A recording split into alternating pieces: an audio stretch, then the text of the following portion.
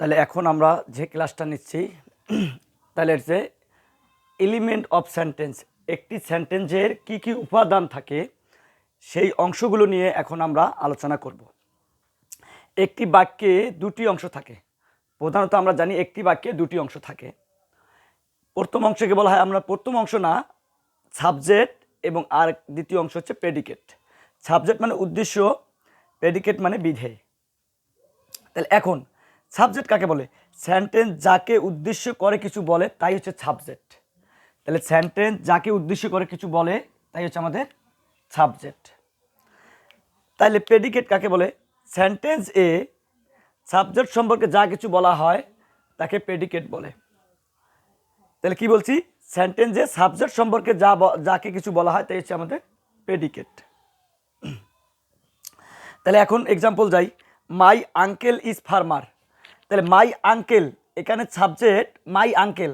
তাহলে সাবজেক্ট আমরা কি বলছি? যাকে উদ্দেশ্য করে কিছু বলা হয়। তাহলে কাকে উদ্দেশ্য করে বলছে? মাই আঙ্কেল, মাই, এই জন্য সাবজেক্ট হচ্ছে my uncle. Is a farmer, তাহলে কি বলছি? সেন্টেন্স এ সাবজেক্ট সম্পর্কে যা কিছু বলা হয়, তাহলে সাবজেক্ট এই সম্পর্কে বলছিল কাই? ফার্মার কাই, তাহলে ফার্মার কাই মাই আঙ্কেল, অর্থাৎ ফার্মার এখানে হচ্ছে আমাদের প্রেডিকেট অংশ। তাহলে ফার্মার হচ্ছে আমাদের প্রেডিকেট অংশ।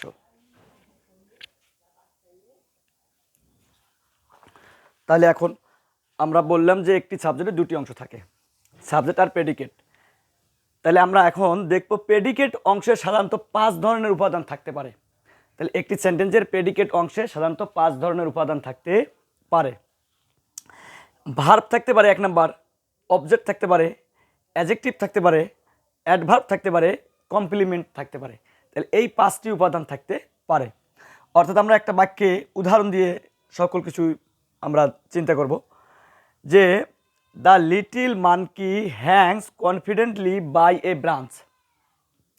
অর্থাৎ এই সেন্টেন্সটার মধ্যে আমরা দেখতে পাচ্ছি যে বাক্যের শুরুতে দি আছে, আমরা জানি এটা অবশ্যই আর্টিকেল। এই যে লিখছি আমরা আর্টিকেল।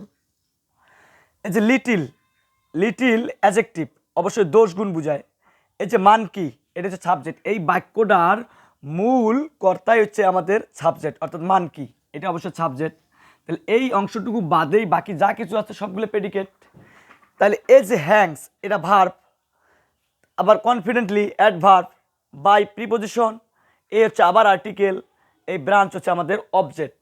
তাহলে আমরা বুঝতে পারলাম যে একটি বাক্যে এই অংশগুলো থাকতে পারে এবং এই অংশগুলো অবশ্যই থাকবে।